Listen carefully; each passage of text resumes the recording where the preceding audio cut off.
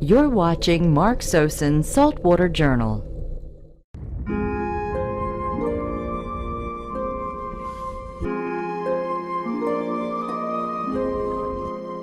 There's two fish here in front of me, and they're kind of, one of them's working this way.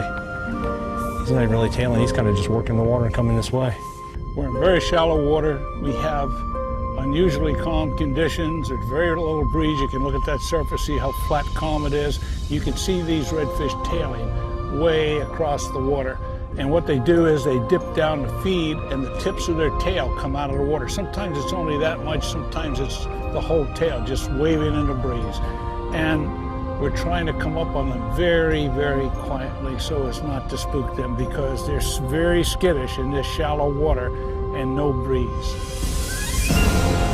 Definitely working that spot pretty good.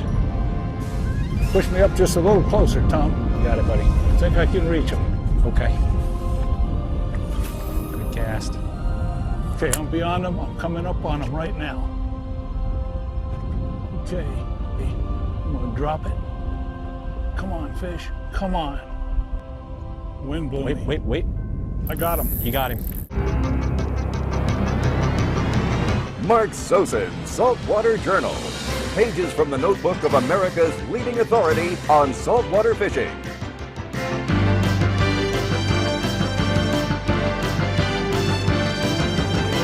Mark Soson's Saltwater Journal is brought to you in part by Penn Reels, a saltwater tradition for more than 75 years.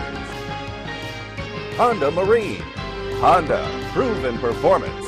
And by King Sailfish Release Mounts, for that once-in-a-lifetime catch. Come with us now and share our boat and our adventures as we go in pursuit of the world's greatest marine game fish.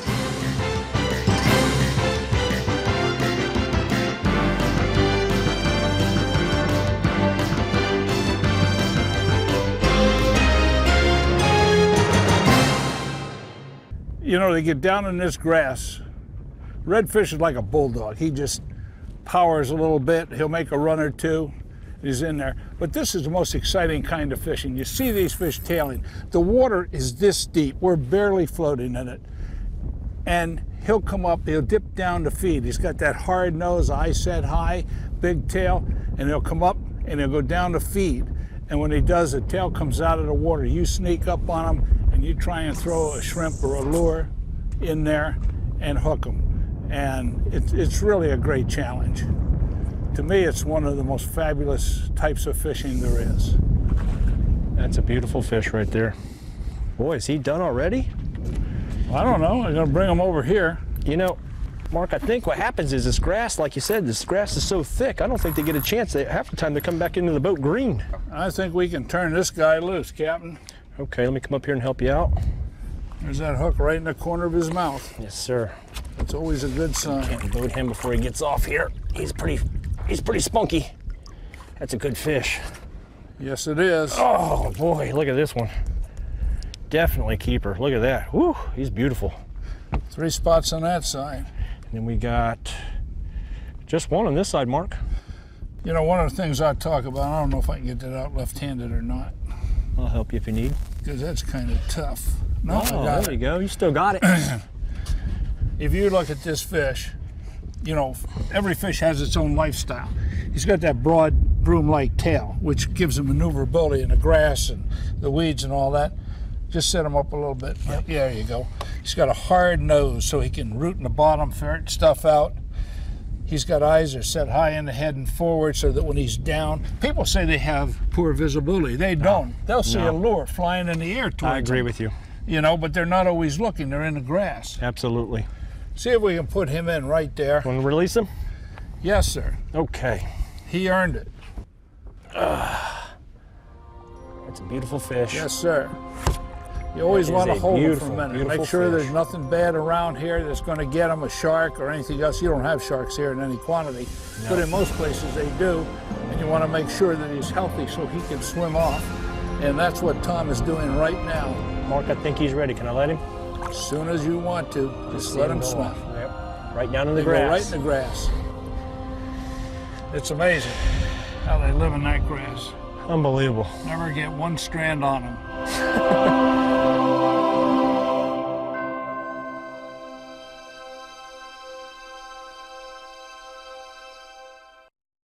Let's go hit it.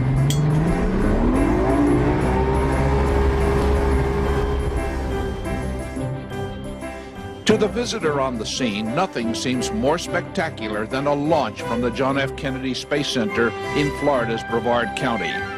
Each morning, as the sun rises over the launch pads, it shines on one of this country's most fertile estuaries. This is the famed Indian River country, where it meets the Banana River and shoulders the Mosquito Lagoon. Schools of bait seem to be everywhere. Rich seagrass beds attract manatees and provide a haven for juvenile fish. Porpoises prowl these waters, feeding on mullet, and even sea turtles enjoy the diversity of the area.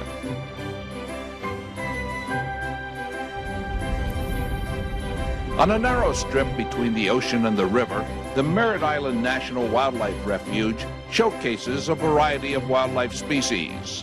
We took a little time at the end of the day to drive through this marvelous haven and saw blue heron, skimmers, spoonbills, wood stork, egrets, and several other species. And of course, there was an alligator or two lurking nearby. And that one right there?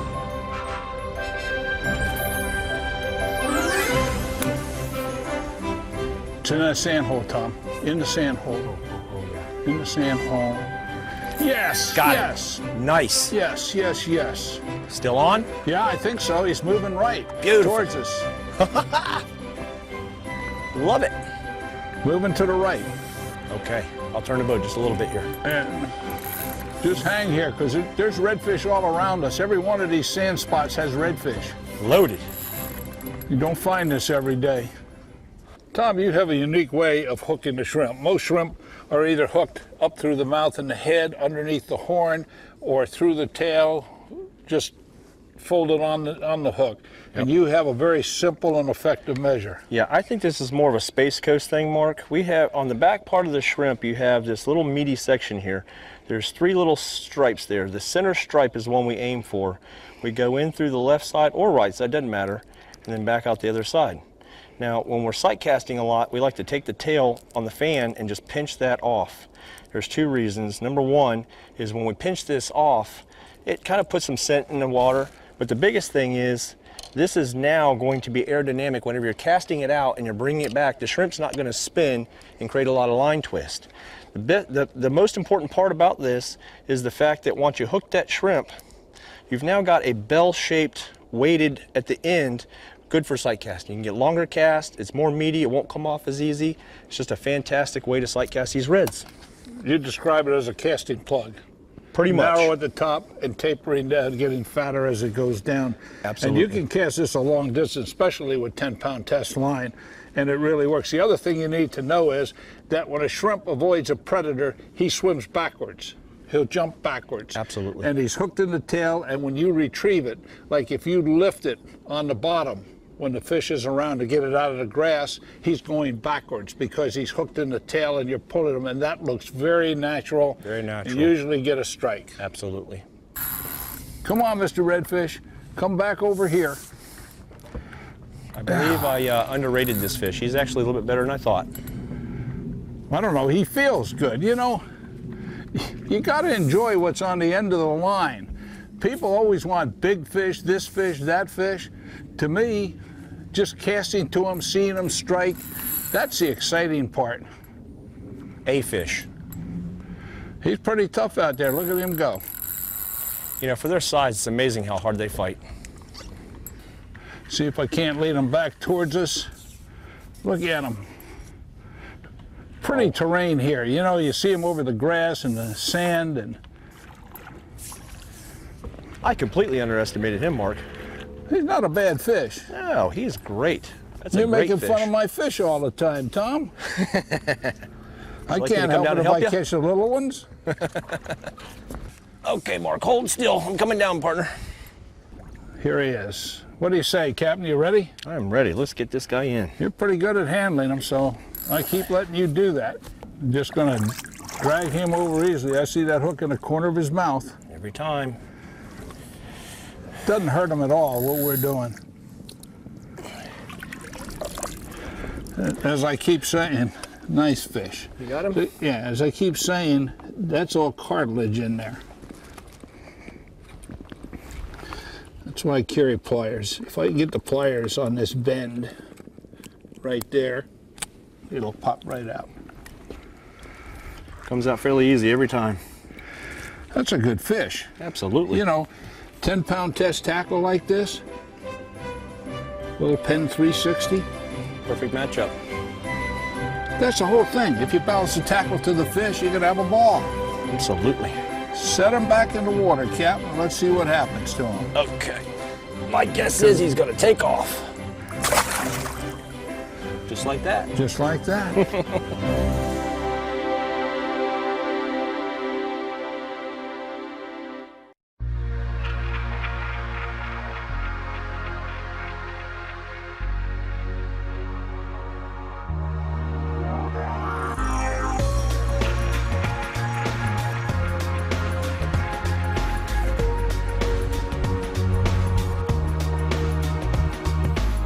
What we do is we put the sun at our back every chance we get. That gives us good visibility in front of us so that we don't spook the fish and we can see them at some distance. It's critical to have that sun. If you pull into the sun that's behind us, you're not going to see very much. Okay, Mark, I got a tailing fish over here about 1 o'clock. Just about where you're pointing. Just a little bit more to the right, right no, there. I see him, I see him, see him. Beautiful cast, beautiful cast. Oh, baby, come on, eat it, eat it. Come on, come on, come on. Oh, God. He's on it. Boy, look at him go. Look at him go. He just happened to come along. He was spooking the one we're going for, Captain. Oh boy. You got us a Mosquito Lagoon bonefish, I think. Trying to get the weeds off. He's got a lot of grass on there, Mark. Yeah. That's okay. what makes it so hard when you fish here, is the grass. I'll tell you what, it's probably about the thickest shoal grass I think we got in the state right here. Boy, you got a lot of grass. You know, it's beautiful, it looks great, and it's beautiful, but it sure does add to the tension of getting these tailing redfish to eat because that shrimp just disappears in there, and it's so hard for them to see it unless you just put it right on their nose. Captain, I think this one's ready to be turned loose, so he can tail another day. Another beautiful fine fish. You know, everybody wants to catch the biggest fish, but that isn't really the answer. The answer comes from the challenge of catching them. Absolutely. And this is the ultimate challenge. This is really neat. Let's see if we Look can't at pop that. that bad boy out. You get the hook out? I think so. I love those circle hooks. You don't have to set, you just crank. Comes in, you want my pliers? You know what? Just because it's, well, They have very tough mouths. there it is. Very tough mouths. Another fine What fish. a beautiful fish. Set him down right there where he's got plenty of grass and natural habitat. Get him ready. Yeah, he's pretty. This guy won't take much. He's pretty fired up. We didn't hurt him too badly. Nope, not at all. There he Didn't goes. touch him at all. And he swims off. Yeah. One more. One more. That's fishing, isn't it? Just greedy. We gotta go one more. Just one more. And that last one's the hardest to catch. You know that. Absolutely. All right, here we go.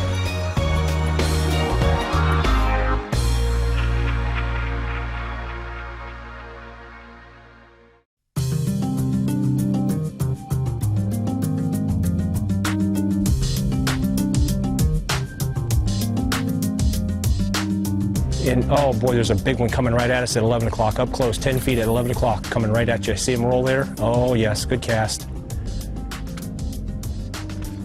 There he is. There he is. That old trick works, Tom. Good fish.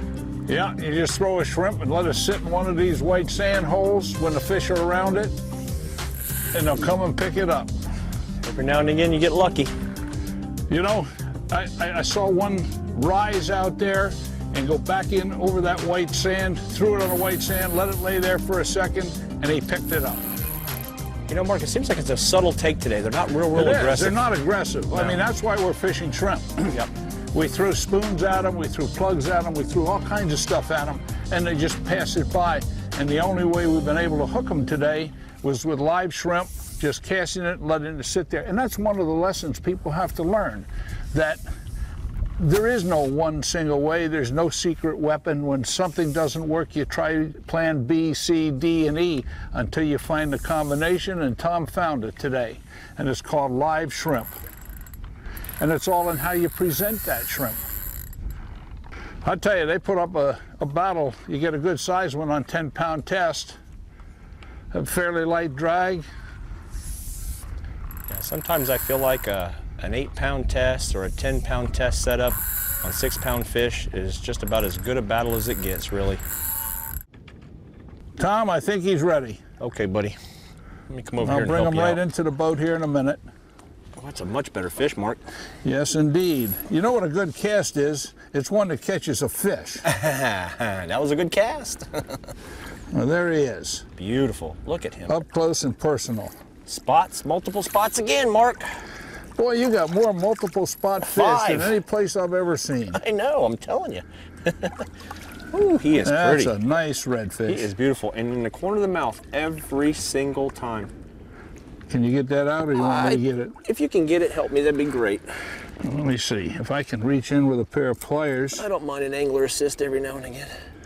Just getting these things on the bend of the hook. Yeah, I think I got it. There we go. He wasn't hooked very deep. And that's the thing that surprises me. They're hardly ever hooked that well. You know, redfish have a very tough mouth. If you look at this, hold them up just Yes, sir. 1 second. Okay. It's an inferior mouth, but when you look at this mouth, and he's got crushers back in there. Yes, he does. If I can set this rod down for a second, he's got crushers in there, and he's got little teeth right here that my thumb are on. And these teeth hold that prey in there. But this is like rubber. I mean, once that hook goes through a little thing like that, you can't pull it out. That's it. All right. He Just is lay him gorgeous. in the water carefully and hold him for a minute, and Okay. we'll make sure he's in good shape, and we'll get him back in. Now this guy's a little bit, let me pop his fin out. There we go. Make sure he's in good shape. This guy's a little bit brown compared to the other ones. All Match. depends on the bottom. Yep, he's matching that hatch, so to speak. All depends on the Think bottom. he's ready. Okay. When you're ready, I'm ready. He's ready, let him go. There we I love go. it when Look they how just swim pretty off like is. that. He's so beautiful. Look at that. That's awesome. Look at that.